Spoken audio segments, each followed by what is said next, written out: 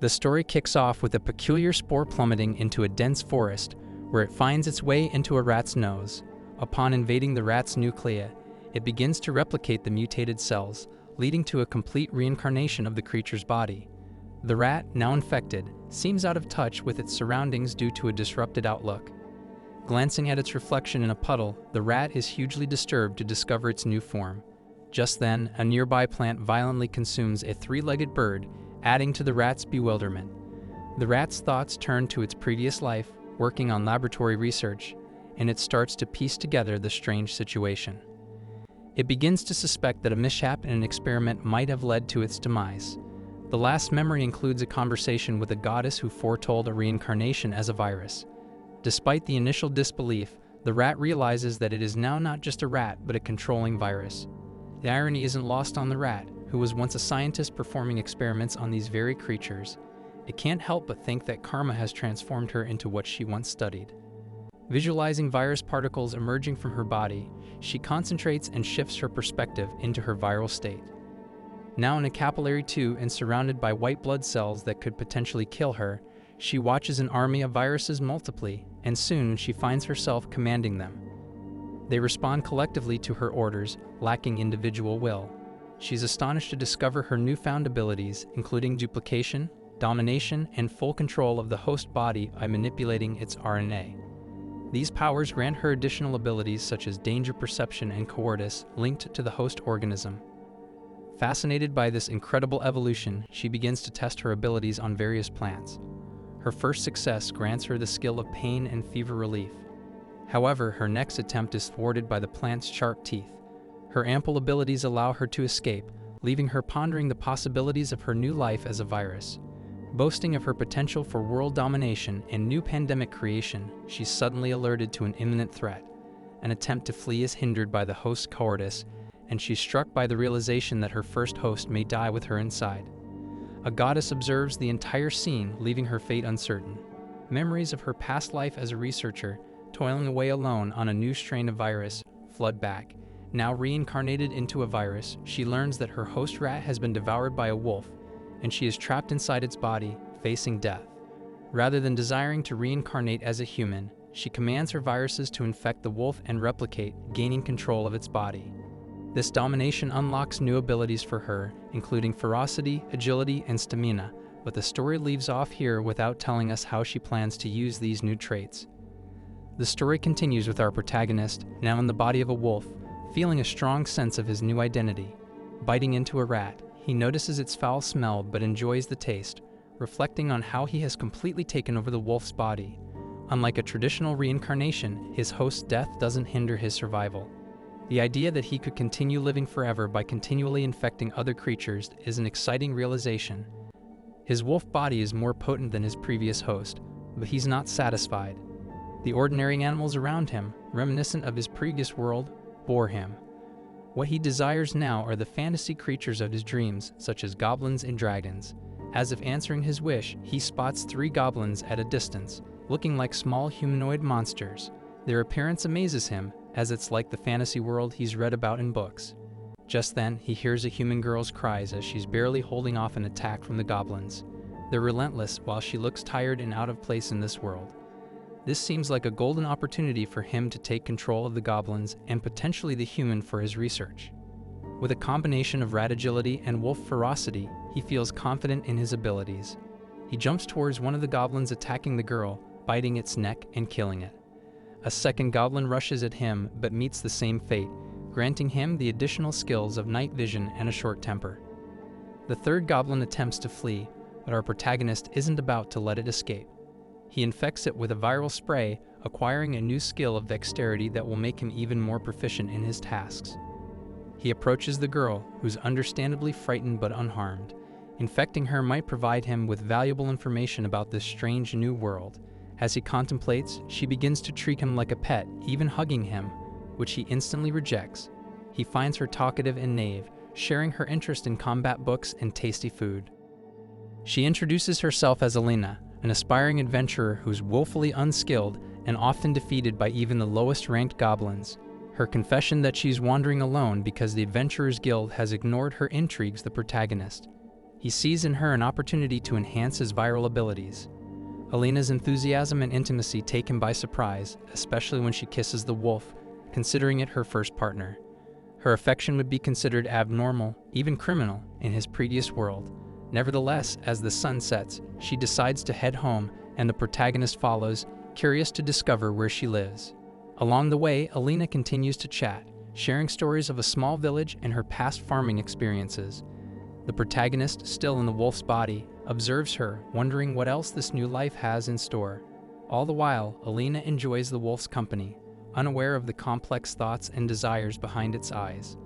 Living a content life, everything changed one day when goblins attacked their village. Though no one died, the devastation was total, and the village was reduced to ashes. The catastrophe forced a move to a new place and ignited in her a determination to become strong. It inspired her to pursue a new path as an adventurer and guardian for her new town. The protagonist saw a mirror in her ambition, reminiscent of the time he worked passionately to create medicine for his people in his previous life. He had become isolated from everyone due to his enslavement to his work. Alina's resolve impressed him deeply, as he saw her face the same challenges he had, remaining strong when he had faltered. They eventually reached her town, Fostelino, a place grander than anything he had ever seen in his past life. Thoughts of infecting the townspeople crossed his mind. Alina wanted to invite him in, but he knew his monstrous appearance would instill fear. She left for the town, promising to meet him again. Left alone, he began to consider becoming an adventurer, a way to interact with different people, travel, and enhance his abilities by infecting others. He realized the importance of selecting the right host, ruling out Alina, and pondered the use of an unknown corpse. While deep in thought, he noticed a group of goblins and conceived a plan to enter the town by impersonating a human. But first, he needed to impersonate a goblin. This was complicated, as there were 5 of them, tightly knit like a clan. Attempting to infect them, he recognized one as already infected, the very one he had targeted while protecting Alina. He knew his virus must have taken over its body, but he wanted to avoid a bad experience like when he took over the wolf's body by being consumed. Revising his plan, he focused intensely on the clones of his virus inside the infected goblin, fully concentrating on switching his perspective. Success. He changed his outlook and became a goblin. The affected goblin was confused, and his fellow goblins watched him with suspicion. One demanded the bag he was holding. He somehow understood their language, likely because he had taken full control of the host's brain. A female goblin offered him a calming leaf, and he looked back at the wolf he had left behind. As its consciousness returned, the wolf regarded the goblins as prey. Struggling with the goblin's feet, he activated his stamina and agility to flee up a mountain. They all bragged about their escape, but he knew that it was his trait that enabled their swift movement. To him, they should be grateful for his skillful abilities. Eventually, they headed home, and he followed, trying not to appear out of the ordinary. Their home was a cave, guarded by 2 goblins. They were a ragged bunch, mostly foodless, wearing breechcloths. Upon entering, they began to worship their boss, the hobgoblin, who was furious at their tardiness. Hobra and Sum are in the presence of a human-sized beast. Desperate, they beg for mercy, explaining that the orcs have stolen their food, and they brought nothing special. The hobgoblins, driven by hunger, receive an order from the beast to attack human villages. They protest, claiming that they are too weak to defeat humans, but the hobgoblin, enraged by hunger, kicks 2 of them hard, tossing them aside. The protagonist, fed up with this display, shouts at the hobgoblin to find food himself, calling him a lazy, spoiled child. The boss, angered, approaches, but the protagonist sees this as an opportunity. He has planned to infect the boss with his contaminated breath. As the hobgoblin gets close, however, a message appears: virus-resistant detection. Furthermore, his viral particles need more time to carry out the infection, something the protagonist didn't expect, unaware that virus resistance could happen with some species. Suddenly, the boss grabs his head, lifting him with his fist, and threatens to pop his head before the orcs arrive. The protagonist is frustrated that infecting the Hobra blend takes longer than usual. He understands that his infection time varies from target to target. As the boss's grip tightens, a notification appears, signaling duplication inside the host body. In a moment of triumph, the protagonist takes complete control of the beast, surprising the hobgoblin lifting his previous host. The host god is clueless about the sudden change. The boss announces a change in approach. They will now work together as friends. The protagonist gains attributes of brute strength, sharp claws, and patience, high-ranking skills that can be helpful in battles. Meanwhile, a goblin guard alerts everyone that orcs have arrived outside their cave, demanding they leave as it's their land. The protagonist observes a significant difference in strength between the goblins and orcs, but decides to take on the orcs. He sees this as a perfect opportunity to test his abilities and even has an escape plan if things go wrong. Noting the goblins' fear, he knows he must inspire them. Addressing them with motivating words, he stirs their spirit, declaring, "You all are vigorous, and I need your vigor to fight those orcs to protect our home." His words energize the goblins, and he then amplifies their abilities with infection potency, enhancing their stamina, agility, and dexterity to maximum levels. He also activates a brood strength among them, significantly increasing their strength and size. Though at one point he fears the goblins might become suspicious, they're too naive to realize anything, and he readies himself for his most extensive trial after reincarnation. The boss of the orcs observes that the goblins seem stronger and suspects magic. Now the sides are equal in strength and numbers. The protagonist spreads his airborne infection to some distance, infecting some orcs. Receiving multiple symptoms after the infections, he realizes he can quickly defeat the orcs. The scene is set, and the battle lines are drawn. In the heat of the battle, the protagonist recognizes that many of the skills he's obtained are now also at his command. If he can manage to infect all his enemies, his viral abilities could render him practically invincible. He taunts the orcs, proclaiming their lost courage, to which an orc retorts, "You are still the same vile goblins. Even if your body looks different, you cannot fight our strength." Following these words, the orc lunges at the protagonist with his spear, yet the protagonist dispatches him with a single, swift swing of his sword. Shock fills the air as all onlookers, including the protagonist himself, are stunned by the strength and speed of the blow. He had been worried about his skill with the sword, but his dexterity ability ensures he wields it effortlessly. Initially scared, he now feels a fanatical desire to fight. The protagonist knows that orcs are higher-ranked monsters, capable of killing goblins single-handedly, but he uses a buff on the goblins to enhance their fighting vigor. The battle rages on, and the goblins start wreaking havoc on the orcs. Each kill they make infects the enemy, and the protagonist continually gains new skills like robustness, fatigue recovery, and physical manipulation. The boss orc, desperate, orders his companions to free a chained beast, although one warns that the untamed creature could kill everyone. The orcs can't afford to lose to mere goblins after all. During the skirmish, one orc slays a goblin, and the protagonist is hit with two negative symptoms, anemia and fatigue. These symptoms could grow within his infected beings, yet he feels mighty, toying with his enemies, vowing to make them pay for their sins. Suddenly, he sees a thunderburst, but the sky is clear. A massive bear, capable of wielding electric currents, is advancing. The boss orc directs the electro bear at the goblins, and the bear's thunder turns an orc to ashes. Fear rises among the goblins, as they know the electro bear could kill them all, but the protagonist has different plans. He wants to gain the bear's electric skills. Arming himself with a spear coated with contaminated blood, he hurls it at the electro bear, only for the bear's fur to deflect it. Yet he notices some of his blood gets into the bear's eyes, giving him symptoms of light resistance, sharp claws, and blade-proof fur. Attempting to transfer his consciousness to the bear, he fails. The bear's electric power neutralizes the external viruses. Now the electro bear lunges at them, its lightning strike turning two goblins to ash. The protagonist employs his light resistance ability to parry the attack, yet it only partially works, and he sustains severe damage. The remaining goblins scatter, fleeing the scene. Regretting his reckless actions and fearing the loss of his host, the protagonist plans an escape, engaging the bear with the remaining goblins. The bear's savage bite seizes his arm, and he loses control of it, but remains sturdy. An idea hits him. He can infect the bear. He recalls the infectious blood particles that entered its eyes earlier and deduces that the bear must be vulnerable to the virus once inside its body. With the bear's brutal bite, more blood streams into its system, allowing the protagonist to activate all the negative symptoms of his infection within the bear. The battle is far from over, but a new twist has emerged. The protagonist, now with the light-absorbing and shock-resistance attributes, begins to gain the upper hand over the bear. The activation of symptoms like anemia, fatigue, and weakness within the bear make it feel feeble. When the bear launches a lightning attack, the protagonist shows resistance to all its techniques. Dominating the virus inside the bear, he gains new skills such as magic power generation, electromagnetic discharge, and engagement. Finally, with a slashing blow, he kills the bear instantly. Triumphant, yet badly wounded, the protagonist collapses to the ground. The goblins tend to him, and he lives with them for 3 days, healing. Since he's killed the orcs, the goblins find food easily. Though an average person couldn't live with such arm damage, he recovers with his unique abilities. He also deactivates his symptoms within the goblins to avoid drawing human suspicion. The protagonist's relationship with the goblins deepens.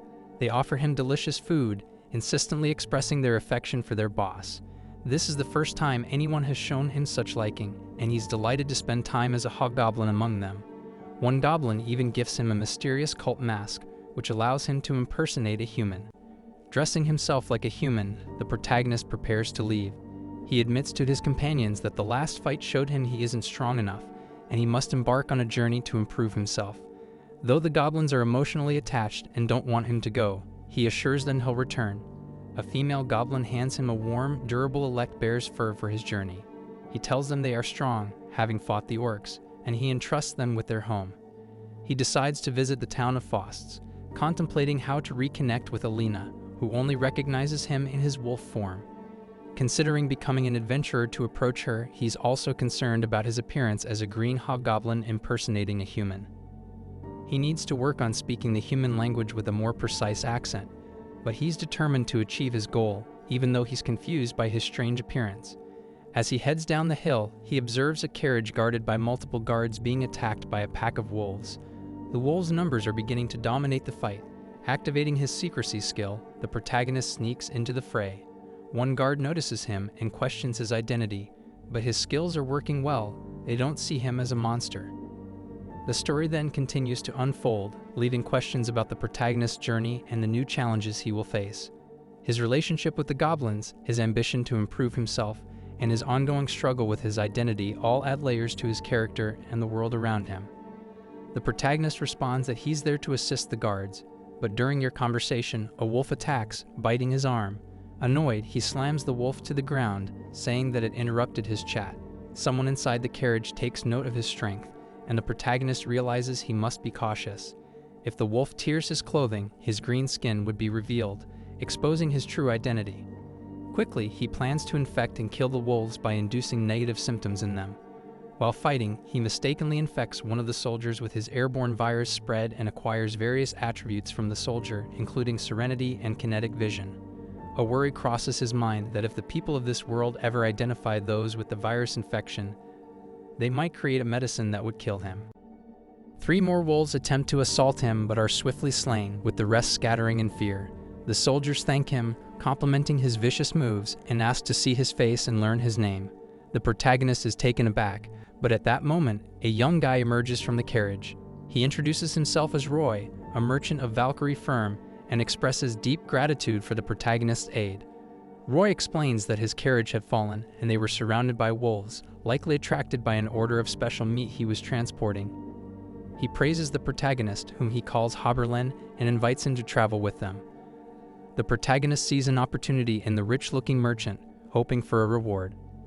As Roy continues to talk, praising the protagonist's fighting abilities and expressing surprise at his sparing of some wolves after ruthlessly killing others, the protagonist realizes he's indeed fortunate to have encountered such a wealthy yet humble individual.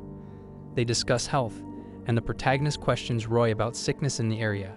Roy mentions miasma and mineral sickness, but the protagonist is unfamiliar with these diseases, thinking they might be the same illnesses under different names.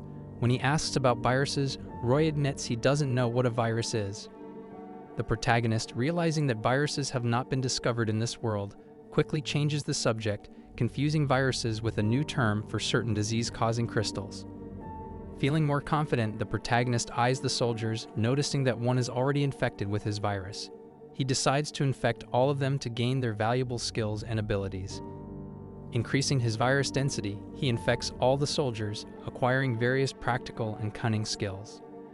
But then a moment of panic hits him as he acknowledges the reality of the merchant's presence. He thinks it's only natural to feel this way, given that he's never been in such a situation before. His thoughts continue to whirl, his mind grappling with his new alliances, the risks he's taken, and the opportunities that lie ahead, leaving the story poised for the next phase of his adventure. The protagonist holds one advantage over the merchant that's infected him. He can defeat him in a fight if it comes to that. But right now, he's feeling drained and needs to find a place to rest. He explores the town, observing different races like dwarfs and cat people, considering the attributes he might acquire from them. His attempts to find a place to stay are met with rejection, thanks to his tattered appearance. One man even tells him he looks like a murderer and refuses him entry, insisting that guests must be as clean as a duff. No one is willing to help him without cash, and he finds the ways of this uncivilized world frustrating. An old man suggests joining an adventurer's guild, where he could earn money for bear fur. Intrigued, he heads to their building, which resembles a bar. People stare as he reaches the counter, where a woman warmly welcomes him and accepts a bear's fur he offers. She brings out an adventure registration form, and when the protagonist explains that he's an outsider with no ID, she reassures him that the guild operates on meritocracy and welcomes everyone, especially those in odd situations. Asked for his name, the protagonist, who is a virus impersonating a hobgoblin, decides to call himself Walker Parasite, blending his real name from his previous world with parasite, the French word for parasite. Though he doesn't see himself as a parasite, he's pleased with the name he's crafted. The woman hands him a 6th grade card, explaining that if he can upgrade to grade 4, he can use it as ID. She sees potential in him and tries to help with various tasks, detailing some low-ranked assignments. However, the protagonist is there for money, so he hands over the skin of an electro bear, shocking her, as it's from an S-ranked beast. He jokingly claims to have defeated the bear himself, causing a stir in the hall, before admitting that he killed it with a team. For this, he's rewarded with a bag full of gold. Though he's not strong in negotiations, he's pleased with the trade and keeps his true nature concealed. He also notices that the guild employee has visible scratches, which make him consider infecting her with his virus. Before he can engage her further, she points out another person in line. He turns to see Alina standing behind him, who excuses him and praises his strength for bringing down an electro bear. The protagonist is surprised to see her and sits down with a beer to ponder her situation. He observes Alina interacting with the guild employee, learning that no one wants to team up with her. He can't help but feel that she doesn't belong in this place, lacking special abilities and better suited for farm work.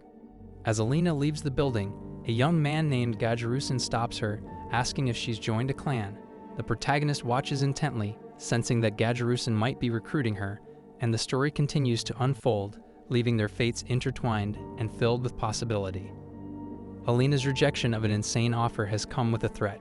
There are insidious plans for her, and it's clear that Gajarusin has more in mind than recruitment. The protagonist doesn't want to make a scene by intervening, so he waits, hoping someone else will step in to stop the harassment. But the situation escalates, with Gajarusin attempting to physically harass Alina. The people around her seem to be cheering him on, turning the atmosphere tense and ugly. Alina's cries reach the protagonist's ears, prompting him to finally stand up and warn Gajarusin to leave her alone. Gajarusin mocks the protagonist's voice, comparing it to a goblin's, and brushes him off as an outsider. When the protagonist claims to be Alina's party member, Gajarusin pushes her aside and attempts to punch the hobgoblin. The punch is blocked, and the protagonist demands an apology. This unexpected strength shocks Gajarusin, who believes himself to be almighty. As he activates his magic power generation and electromagnetic discharge abilities, he's taken down by a mighty strike. His friends, including one who's the fastest spellcaster in the guild, are no match for the protagonist either. In a stunning display, the protagonist defeats Gajarusin's other skilled companions with ease, leaving everyone astounded. Dressed in his full costume, he apologizes for the unexpected fight and leaves, but not before Alina thanks him. Moments later, they meet again outside the office, where Alina asks him to form a team with her. Though he initially refuses, citing her weakness and the danger of adventuring, her determination and desire to protect people sway him. He agrees to a trial run, offering to teach her to fight, and they shake hands on an equal division of rewards. Alina's joy at this agreement brings her to tears, and she invites the protagonist for lunch to celebrate. At the restaurant, they order a special day deal, and Alina finally introduces herself as a grade 6 rookie. The protagonist introduces himself as Walker Parasite, registering for the adventure, but avoiding revealing too much about his true nature. Alina is surprised to hear he's only in the initial stage of his adventure, yet managed to defeat a luck bear. He explains his self-taught fighting skills, attributing them to growing up in remote mountain areas where he honed his martial art and magic abilities. But then he catches himself, realizing he's talking too much and risking revealing his reality. Their meal arrives, and the protagonist needs to figure out how to eat with his helmet on. He explains to Alina that he wears the helmet to hide a big scar that also makes his voice heavy. Understanding, Alina asks the waitress to pack their food, reassuring him that scars are common in their village. She shares a story about a hobgoblin attacking her village, causing havoc among her people. At this point, the protagonist's memory is triggered and the story continues, leaving the reader intrigued about what might come next. Those memories of troubled times have driven the protagonist's desire to become stronger, to protect everyone. As a hobgoblin, he worries that Alina would despise him if she knew his true identity, so he keeps his mask on, still searching for a human host. Alina, grateful for the newly formed party, hands him a meal box with a heartfelt thanks. The protagonist's concern for her safety prompts him to offer to escort her home, fearing another wolf attack, but she just laughs, revealing that she once struck a deal with the wolves after talking to them. This perplexing revelation leaves him intrigued. With excitement bubbling for their first joint mission at the guild, the protagonist provides Alina with instructions for their teamwork. Early the next morning, she surprises him by showing up at his location. He's astonished by her dedication, but urges her to come to the guild instead. Rushing to don his mask before she bursts into his room, he wonders how she found his place. Alina explains that she simply asked around for a man wearing a black cloak and bird mask. This makes the protagonist realize he needs to find a replacement body quickly before his true nature is discovered. Although she misreads his contemplation as second thoughts about the party, he assures her they're still on and directs her to the guild. As they stroll through Fruit Street, they're offered Caglum juice at a discount. Alina's street-smart awareness saves him from paying double the price, leading her to explain that poverty teaches you these things. Her reliance on herbs and saving for special occasions touches the protagonist, fueling his determination to succeed in their quest and provide her with good food. Upon reaching the adventuring club, the receptionist's suspicion of their partnership leads to an offer of an easy quest involving a horned rabbit. The protagonist insists on something simple to help train Alina, and they receive a quest perfect for novices. An hour into searching for the rabbit among the bushes yields no success, leading to the suspicion that a goblin may have already caught it. Unwilling to fail their first quest, the protagonist uses his magic to scan the area and discovers something inside a log. He directs Alina to look inside, but also promises not to use magic on her. The sight of a horned rabbit dashing from the log sends Alina running after it, only to encounter rock moles, mid-sized monsters tougher than the rabbits. The protagonist takes on the moles while instructing Alina to chase the rabbit. Using his magic to weaken the rabbit so that Alina can handle it, he watches her struggle, comparing her strength to that of the rabbit. With just a bit of support, she proves capable of facing such foes, successfully chopping off the rabbit's horn. Her success elicits tears of joy and pride, even though she remains grounded, recognizing it's only their first quest. Completing the 6th grade, they earn 2 sacks of prizes for subduing the horned rabbit. Grateful for his support, Alina thanks him as they head to the market, both knowing she couldn't have done it without his help. Their partnership is strengthening, and the seeds of trust are growing. They're learning from each other and working together, with the protagonist's hidden identity remaining a secret for now. The market awaits them, and more adventures loom on the horizon, but the story continues to unfold without a conclusion just yet. Alina's eyes gleam with excitement as she tells the protagonist about a unique bag she wants to buy with their hard-earned money. Warning him about stores selling fake products, she assures him she knows a trustworthy place called Valkyrie Firm, known for its charming shop assistant who offers warranties. When they reach the market, the store proves to be much larger than the protagonist anticipated. Shopkeeper Roy greets them with a wide smile, and Alina happily introduces them as members of Perez Eatson's party. The hobgoblin's instincts kick in, reminding him of a Japanese phrase, "There is nothing more expensive than free," leading him to be cautious. Alina's search for a bag leads them on a tour of the store, filled with antique and authentic items. They eventually find the bag of holdings she desires, enchanted to carry 5 times the capacity of a standard bag. She's thrilled. Although Roy offers something to the hobgoblin as well, he politely declines, not wanting to owe anything to the shopkeeper. Alina's insistence that she needs the bag to protect both their lives leads them to purchase it.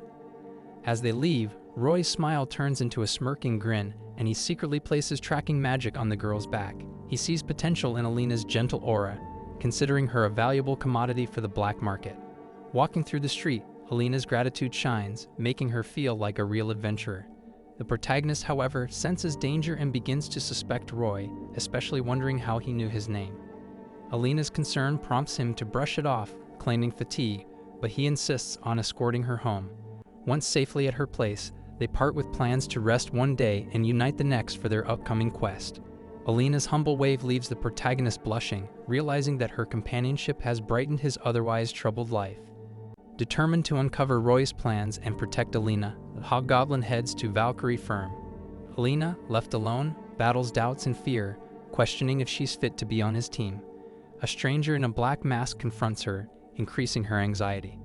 Meanwhile, the protagonist spends the night watching Roy's building but sees no activity. Growing worried about Alina's absence, he heads to her inn, where he encounters men who had harassed her before. They flee at his sight. Using his presence detection trace skill, he tracks them down, only to find them significantly stronger. Activating his electrocution skill, he demands information about Alina, threatening them with increased pain if they don't comply. They eventually reveal that they've sold her to slavers, fearing for their lives if they'd refused. The hobgoblin's anger intensifies, and he forces them to reveal the slavers' location, an abandoned fortress to the north. As his monstrous paws tear through his shoes, the frightened men label him an absolute monster. Ignoring their fear, he jumps northward, knowing he must hurry to find Alina. Unbeknownst to him, Gadgetusa has kidnapped Alina and sold her to the slave traders. Alina, who had already heard rumors about slave traders, now finds herself in the midst of a terrifying reality. The story leaves us at a critical juncture, with the protagonist in hot pursuit and Alina's fate hanging in the balance. Alina is in disbelief at her capture, her mind racing with thoughts of Periz's joining another party because she's disappeared without a word. The slavers, ruthless to the core, have taken 6 people, including a young girl, cuffing them all with metal restraints. One of the slavers, recognizing Alina's potential value, grabs her face and comments on how she might be a prize sale.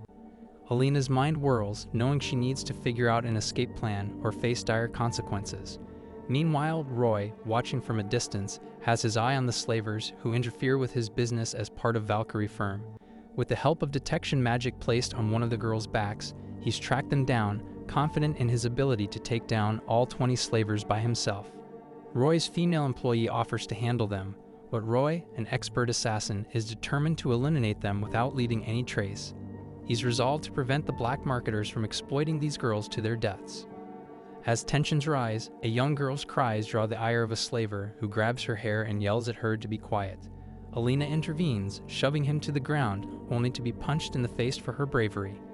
The slaver's master breaks up the fight, insisting that his products mustn't be damaged. Roy, impressed by Alina's courage, plans to teleport her away secretly. However, something fast-moving in the forest catches his eye. It's Perez-San, flying toward the slavers with fury in his eyes. In a flash, the boss slaver's knife is at Alina's throat, but Perez acts swiftly, grabbing him by the face. A stab to Perez's back doesn't stop him. He kills the boss slaver with a knife, then turns his clawed limbs on the rest. An axe-wielding attack ends in a severed arm, followed by 2 more slavers falling to Perez's blade. One slaver cries out that he's a monster, and the rest scatter in fear. Roy, who has been watching from afar, is taken aback by Perez's unexpected rage, recognizing him as soft-hearted, but never expecting such ferocity. Alina's body trembles at the violence unfolding before her, and she begs Perez to stop. The slavers are all dead except one, who escapes temporarily at Alina's pleading. She reassures the hostages that Perez is there to help, freeing them from their restraints. A passionate hug and apologies are exchanged, with Alina reassuring Perez that she's not afraid of someone fighting so fiercely for her sake. Meanwhile, the escaped slaver, planning to tell his masters the whole story, is caught by Roy's black magic. Roy's powers, witch-like in nature, can make a body vanish into the ground. As he observes the evidence, he concludes that Perez isn't a professional assassin, but a hobgoblin who can control minds and transform his body. Roy contemplates the possibility of aligning with Perez if their ambitions match. To get Perez's attention, Roy starts spreading rumors about the murder of Gadgetu and the slavers, all pointing to Perez as the killer. The town buzzes with these tales, reaching Perez's ears. The situation grows more complex and dangerous. with Roy's motives becoming increasingly enigmatic and Perez's rage revealing unexpected facets of his character. The future is uncertain as alliances shift and secrets unravel, leaving the fate of Alina, Perez, Roy, and the survivors of the slavers' brutality hanging in the balance. Perez is caught off guard by the rumors swirling around town, claiming he killed the slave traders, including Gadgetuzan and his friends. Though he admits to having freed the girls from the slavers, he denies having killed Gadgetuzan. Those around him watch with terror, and he's left guessing who spread the news, wondering if the once enslaved depicted him as a monster. But it doesn't bother him. They hadn't witnessed such terrifying acts before. A female employee from the Adventurers Guild, intrigued by the rumors, questions Perez about the truth. He confirms having rescued the girls, piquing her interest since the guild often finds rumors hard to believe. Perez considers the possibility that the rumors might be fueled by his transformed appearance during the fight. People seem increasingly concerned about his abilities and powers. Enter Alina, now looking much happier and expressing her gratitude for Perez's protection against the slavers. When asked if she still wishes to be part of his group, she reassures him, expressing her unwavering faith and admiration for his actions. Perez, touched by her heartfelt thanks, also demonstrates improved vocal skills. The conversation shifts as Alina inquires about talking without Perez's mask and upcoming tasks. She presents an E-ranked request to defeat goblins, seen as a precautionary measure. Perez, recognizing the goblin's habitat as his former home, is resistant. Alina insists, citing the goblin's destruction of her village and potential threat to the town. The guild's employee adds that a particular goblin has grown into a beast, posing an additional threat. Perez, still considering the goblins his companions, feels unwell at the thought of attacking them and begs off the task for the day. Alina offers to assist him, but is rebuffed as he advises her to collect herbs. His behavior puzzles those around him, but Perez is in turmoil, fearing that defending the goblins could expose his secret. Unexpectedly, Roy appears, commending Perez's work with the enslaved and trying to engage him in conversation. Perez's reluctance is met with Roy's gift of Alina's hairpin and a revelation. Roy cleaned up Perez's mess by ensuring the killings remained a rumor, offering a partnership. Perez, though indebted, seeks further assistance. The story then follows Perez, known to the goblins as Hobgoblin Summer, as he returns to the goblins' cave. Their joyous reception is interrupted by the arrival of Roy, introduced by Perez as a friend. Roy's real mission becomes clear. Perez wants him to protect the goblins against the guild's request. In a moment of trust, Perez removes his mask, revealing his hobgoblin identity, already known to Roy. Roy suggests relocating the goblins to a cleared area, but the goblins resist, fearing an annual event of goblin killing. Perez ponders employing the goblins under his merchant firm if they were human, expressing his desire to help but expecting something in return. The conversation takes another turn as Perez tells Roy that he's aware of his secret profession of assassination. The relationship between Perez, the goblins, Roy, and the Adventurers Guild becomes increasingly complex. Tensions rise as secrets are revealed, friendships are tested, and moral lines blur. The fate of the goblins hangs in the balance as Perez and Roy navigate a world of intrigue, danger, and hidden agendas. Roy, considering the weakness of goblins, doesn't initially see their value in certain professions, but Perez has a surprise in store. He activates all the mutated symptoms, transforming the small goblins into enormous, powerful beasts. Showcasing their new intelligence and obedience, he turns to Roy and eagerly asks, "So what do you think about it?" Roy's delight is palpable. He sees their potential for tasks where humans cannot be trusted. They strike a deal, with Roy emphasizing that Perez must train the goblins professionally and ensure their protection. Perez stresses that they should be used for easy tasks, to which Roy assures him that he has many suitable jobs for them. The two then persuade the goblins to avoid combat. They explain that even if the goblins succeed in an initial attack, the guild will retaliate with stronger adventurers. As their discussion continues, Roy inquires about Alina. Perez confides that she has always despised goblins since they attacked her village. This revelation casts Perez in a new light, and Roy suggests that someone might be using possession magic on him, a hobgoblin. Perplexed by Roy's accurate guess, Perez reflects on a past incident fighting wolves. Roy advises him to change his host for Alina's sake, and Perez, seeing no other option, places his trust in Roy.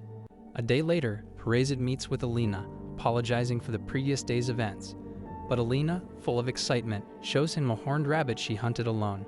She cleverly tricked it into exposing itself by offering food. Though embarrassed by the lowly F-ranked request, Alina's hard work earns Perez's admiration. Her excitement doesn't stop there. She pulls a dungeon request from her bag and inquires if Perez would like to take it on. They discuss the dungeon's location near the marketplace and its rumored contents, including valuable minerals and dangerous monsters. Alina's excitement is mirrored by the energetic crowd around them, discussing various topics related to monsters and dungeons. Though new to this type of adventure, Alina is eager, and they prepare to enter, purchasing a lantern, map, and food for the journey. Perez, though impressed by Alina's knowledge from reading the dungeon's guidebook, remains cautious. As they reach the dungeon entrance, filled with heaps of underground ruins, Alina inadvertently steps on a slime-like substance. Acting quickly, Perez neutralizes it, allowing her to pull free. Alina recognizes a nearby herb effective against its poison, further impressing Perez. However, she confesses her inexperience in adventuring, insisting she doesn't want to be a burden. As they venture further, encountering more slimes of varying threats based on their color, Alina becomes tired of facing familiar problems. Her dress becomes a sticky mess from the slimes, but Perez's watchful eye never wavers. Their journey into the dungeon is filled with anticipation, challenge, and the unknown. The transformation of the goblins, the growing complexity of Perez's and Roy's partnership, and the adventurous spirit of Alina contribute to a tapestry of unfolding events and mysteries. Yet the dungeon's depths are unexplored, and the stakes are high as they press on, facing more obstacles and wonders, each step revealing more about their characters and the world they inhabit. Alina, eyes widening, discovers a spoke corpse that looks like a dead man long buried. As the skeleton animates and lunges toward her, she recoils, crying out to Perez for help. He swiftly shatters the skeleton, but they soon realize that it begins to regenerate, its pieces reuniting. Understanding that it will continue to regenerate until its head is destroyed, Perez attempts to infect it to gain some of its attributes before annihilating it. But the infection fails as the skeleton's body doesn't function like a human's. Perez resorts to breaking its head with a powerful strike, then flinging the slime on its head away. Alina identifies its weak spot and slices through it with her sword, explaining to Perez that such creatures are energized by mana. If their core is obliterated, their body becomes dysfunctional. Perez manages to infect the controlling slime, gaining numerous symptoms from the skeleton, but he feels remorseful for having thrown slime at Alina. They work well as a team, with Perez feeling both inspired by and slightly ashamed before Alina's kindness. Suddenly, Alina begins to glow, and she explains that it's because of mana transfer from the defeated creature. Her body absorbs the excess mana, making her feel stronger and increasing her level by 1. Though apologetic for taking all the mana, Perez thinks it's better for her to become stronger since he already possesses many unbeatable symptoms. As they continue deeper into the dungeon, they encounter a strange monster known as a lizard man. Though not particularly intelligent, its agility and sharp claws make it a formidable opponent. To Perez's astonishment, Alina wants to take on this monster alone, asking for his assistance only if her plan fails. Her strategy involves using a cold ball to lower the temperature and hamper the lizard's agility. The plan works initially, but the lizard man draws a shield to block her attack. Alina's persistence pays off as she skillfully overcomes it, leaving Perez impressed and slightly jealous. Prepared with tactics for various monsters up to the 5th floor, Alina's confidence grows, and Perez starts to feel she's outpacing him. When they are suddenly attacked by ants, Alina skillfully slices them apart as Perez uses magic to direct soldier ants toward himself.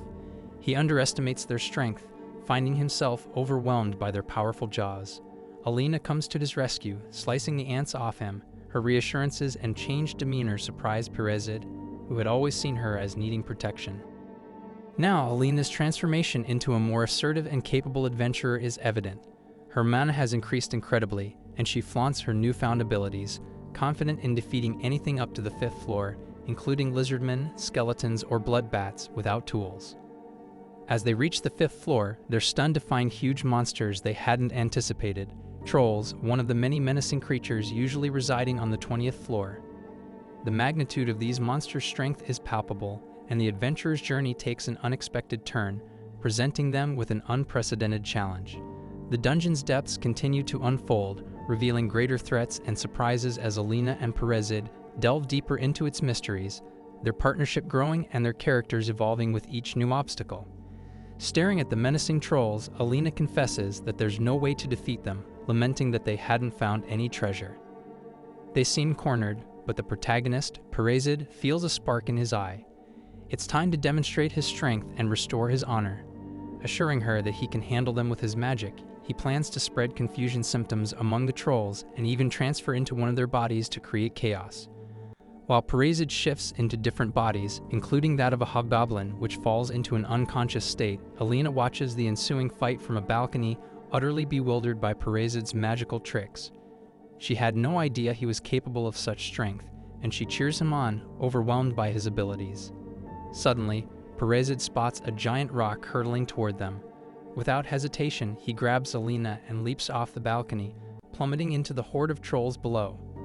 Mid-fall, he realizes his current body isn't robust enough to protect her and leaves the hobgoblin's body, which then loses control due to its weak host nature. Shifting into a troll body, Perezid catches Alina, but she doesn't realize it's him. Furious with the trolls and driven by the desire to avenge her friend, Alina violently tears the troll's hand, causing Perezid to lose his grip. She falls, clutching at leg hairs to save herself, and lands on the floor. In the chaos of the fighting trolls, the protagonist in troll form can't reach her, and Alina suffers scratches and injuries. Emerging, she finds Perezid's body on the ground and is relieved to see him regain control and memory. Perezid insists they find a safe place, but in the midst of the troll battle, the floor breaks and Alina falls through. Sweat pouring from his brow, Perezid knows that if she falls to the lowest floor, survival might be impossible. His only option is to infect her and take her body to save her. Though reluctant, he casts the spell.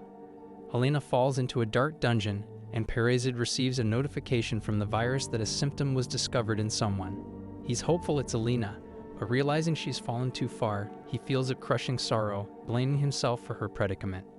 Descending into the dungeon, Perezid finds people killed by a giant spider monster. A selfish man throws a girl to the spider to buy himself time, but Perezid swoops in, effortlessly killing the monster. He approaches the girl, thinking of Alina, and inquires about a girl with a green skirt and a red headband. Receiving no information, he instructs the man to take the girl to safety before flying away. Hours pass as Perezid searches desperately, using his night vision and presence detection skills. The fear of losing Alina gnaws at him. Suddenly, a lizard monster ambushes him, and Perezid swiftly defeats it using magic. Though fatigued, his determination to find Alina drives him forward. The protagonist's journey, filled with courage, love, and unexpected encounters, continues in the depths of the dungeon. The ever-shifting landscape, filled with formidable monsters and treacherous pathways, mirrors his internal struggles and determination. The search for Alina presses on, each step filled with urgency, hope, and an unbreakable spirit, all set against the mysterious and perilous backdrop of the dungeon's labyrinthine passages.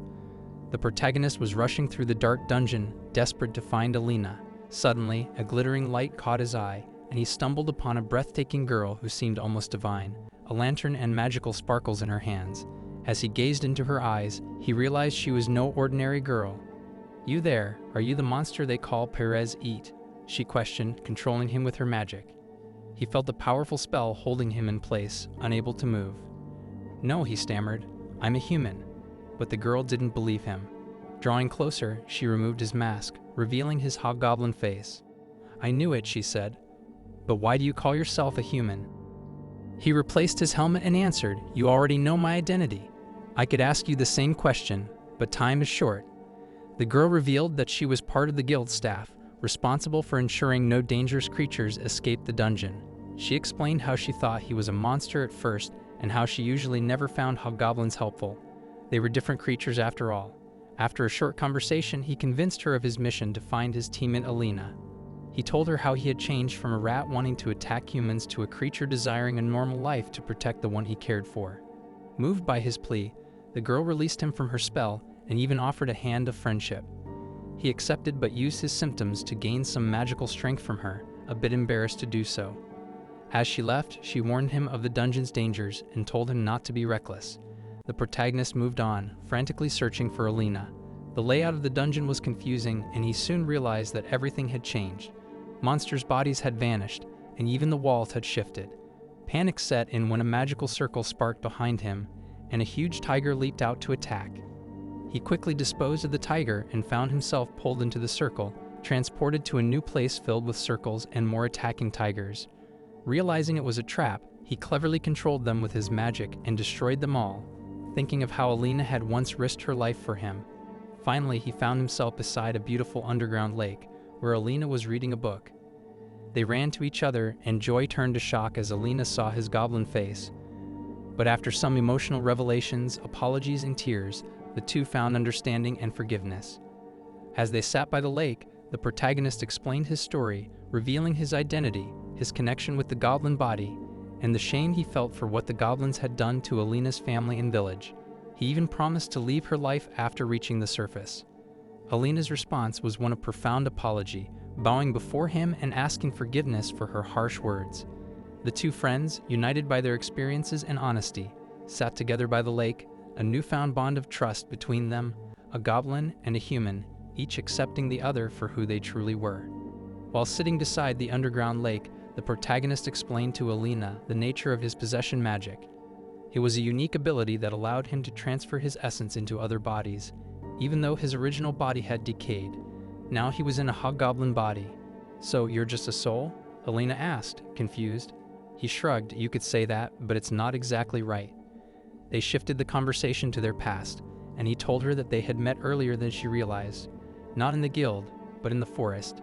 He reminisced about the time when he had been in a wolf's body and had saved her from goblins. Her smile back then had been unforgettable. Alina's eyes widened, realizing that he'd been following her for so long. Yet she felt joy rather than fear, grateful for his protection and support. Now that they were more comfortable with each other, she urged him to find a way out of the room. They were trapped, with no visible exit. Using his magical perception, he searched the walls, feeling them with his paws. Suddenly, he sensed something, a wall where magic seemed to be leaking out. With a strong shove, he broke through, and they found themselves in a room filled with treasures and expensive magic artifacts. Alina excitedly began collecting them, but the protagonist sensed something odd. An aura stronger than that of an elf filled the room. His eyes were drawn to a massive door radiating immense power. Could it be a dungeon boss? Alina wondered, her voice tinged with fear. She explained what she'd read in books about such creatures, the strongest bosses in any dungeon. Unlike ordinary enemies, these monstrous beings would resurrect after being killed, returning stronger each time. It gains more strength with each rebirth, she said, her voice trembling, becoming so powerful that nobody can defeat it. As they stood there, contemplating the terrifying prospect of facing the dungeon boss, the weight of their situation settled on them. The efforts they'd made so far had been tremendous, but this was a new level of danger. A monster that could not be permanently defeated was a chilling thought. With the treasure room behind them and the unknown ahead, they were left to ponder their next move, aware that their journey was far from over. In the depths of the dungeon, anything could happen, and they had to be ready for it. Well, folks, there you have it, a dungeon filled with treasures, a mysterious aura, and the possibility of a boss that's unlike anything they faced before. What do you think will happen next? Will they face the boss or find another way? If you're as excited as I am to see the next part of this thrilling story, then we need to hear from you. Please hit that like button if you enjoyed this episode, and don't forget to subscribe and ring the bell so you never miss an update. Most importantly, if you want to see what lies beyond that imposing door, leave a comment with the word dungeon below. Your support means everything, and we can't wait to take you further into this adventure. Until the next video, stay adventurous and keep exploring the unknown.